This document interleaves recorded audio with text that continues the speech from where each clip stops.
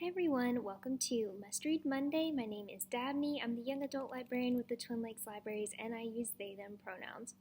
For today's episode, we are going to be looking at a selection of books by Chinese authors, whether they're Chinese American, Chinese Canadian, Chinese Australian, just authors living all over the world. And a lot of these books I haven't read yet, so I kind of wanted to show off like a lot of newer books and get y'all excited about them. And before we get started, just if you're like, why are we talking about these books specifically right now? Yesterday was the Chinese New Year, also known as the Lunar New Year. So this is a huge celebration in Chinese culture as well as other Asian cultures around the world. So lots of people were celebrating this yesterday. Maybe you saw that on like social media or anything. I know I've got friends on social media who are like out in California and they were like showing pictures of their celebrations and it was really cool. Or I follow a lot of food bloggers on Instagram and they were, some of them were like preparing like their favorite dishes and sharing more about like their family celebrations. In case you don't know anything about this, these are some little coloring pages I printed out for our branch about the Chinese zodiac. So it says the Chinese zodiac is based on the lunar calendar and consists of a 12-year cycle with each year represented by a different animal. Your Chinese zodiac sign is based on the year you were born. It is believed the animal ruling your birth year has an influence on your personality, behavior, and destiny. And 2023 is the year of the rabbit. So just going to read you the short description. Rabbits are affectionate, sensitive, ambitious, and compassionate. Being a seeker of peace, rabbits make few enemies and rarely get into serious trouble. And next year is the year of the dragon, which I'm very excited for because I was born in the year of the dragon. So I'm like, yes. But we've got, so you can come pick up one of these. Either at the Hancock branch or the Mary Vincent Library. We've got some of those out. Okay, so on to the books. We're just going to kind of go quickly through them, hopefully. There's a lot. I just kind of picked some new ones. Loveboat, Taipei, Abigail, Hing. This one actually is getting a movie adaptation, which is really excited. So it said, whenever Wang's parents send her away for the summer, she's expecting Chim, a strict educational immersion program in Taiwan. Instead, she finds the infamous Loveboat. There, Ever is surrounded by prodigies like Rick Wu, Chinese-American wonder boy and longtime bane of her existence. Ever's roommate, the confident and clever Sophie Ha, is as glamorous as she is sharp, and the intimidatingly cool Xavier Yin, heir to an international tech empire. But her classmates are more interested in the non-stop Taipei nightlife than anything to do with the curriculum. Hookups abound, snake blood sake flows, and adult supervision is non-existent. For the first time ever, Ever is discovering what freedom tastes like, and it is exhilarating. But summer will end, and Ever will be back to her parents and the future they've planned for her.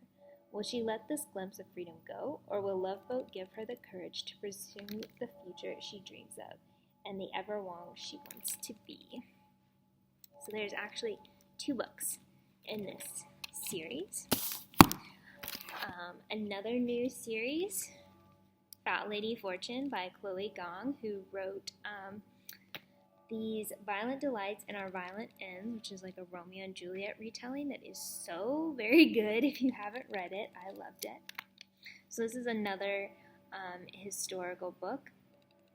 It is 1931 in Shanghai, and the stage is set for a new decade of intrigue. 4 years ago, Rosalind Liang was brought back from the brink of death, but the strange experiment that saved her also stopped her from sleeping and aging and allows her to heal from any wound. In short, Rosalind cannot die. Now, desperate for redemption from her traitorous past, she uses her abilities as an assassin for her country, codename Fortune. But when the Imperial Japanese Army begins its invasion march, Rosalind's mission pivots. A series of murders is causing unrest in Shanghai, and the Japanese are under suspicion.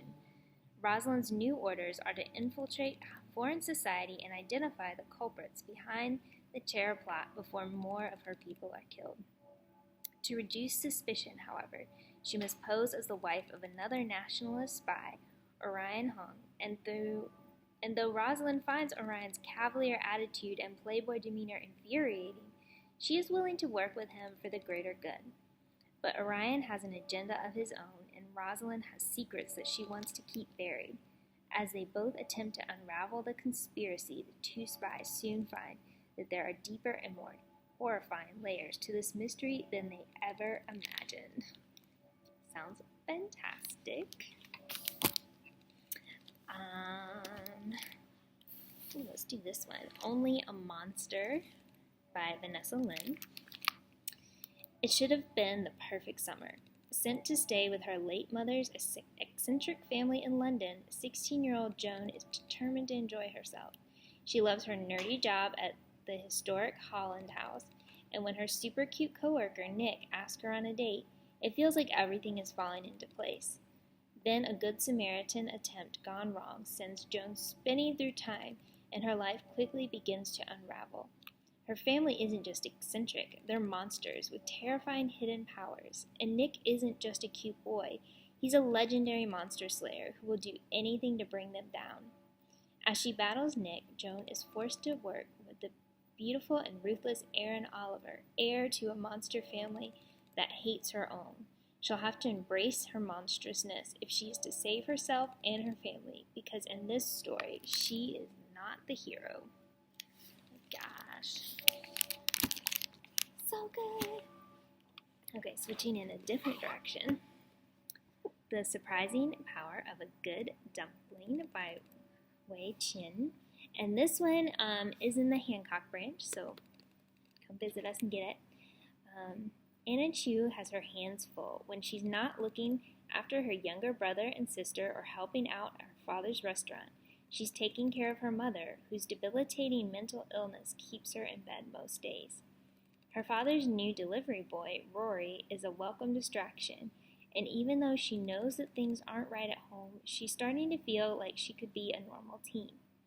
But when her mother finally gets out of bed, things go from bad to worse, and as her mother's condition continues to decline, Anna and her family question everything they understand about themselves and one another. That one sounds very intense. Switching it up, we're going to go to some, sci-fi. Iron Widow. This one I have read, and the sequel, I think, comes out soon. So stay tuned. In Huanshe, I'm so sorry, I probably butchered that.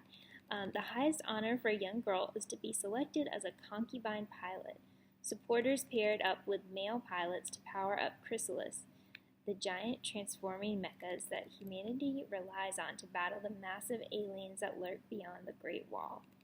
But the honor often ends in death, and when 18-year-old Zetian's sister is killed by an ace male pilot, Zetian signs up to avenge her. The vengeance is swift, brutal, and unexpected, leaving Zetian labeled as an Iron Widow, a much-feared kind of female pilot who can sacrifice boys to power up Chrysalis instead of the other way around. To tame her unnerving yet invaluable mental strength, she is paired up with Li Shimin, the strongest and most controversial male pilot in Huanxia. But now that Zetian has the taste of power, she will not cower so easily. She will miss no opportunity to leverage her and Shimin's combined might and infamy and survive attempt after attempt on her life until she can figure out exactly why the pilot system relies so heavily on destroying girls' lives and dismantle it for good. Okay, and we are running out of time on this video, so I'm just going to show you some covers of other books I picked up. Definitely check them out. The Downstairs Girl by Stacey Lee. How We Fall Apart by Katie Zhao. An Arrow to the Moon by Emily X.R. Pan. If You Could See the Sun by Ann Liang. And This Place Is Still Beautiful by XiXi Chang. So those are some great books that you should definitely come check out. They are mostly at the Mary Vincent, but we've got some at the Hancock branch as well. Alright, thanks for tuning in, and I will see you all next time. Bye!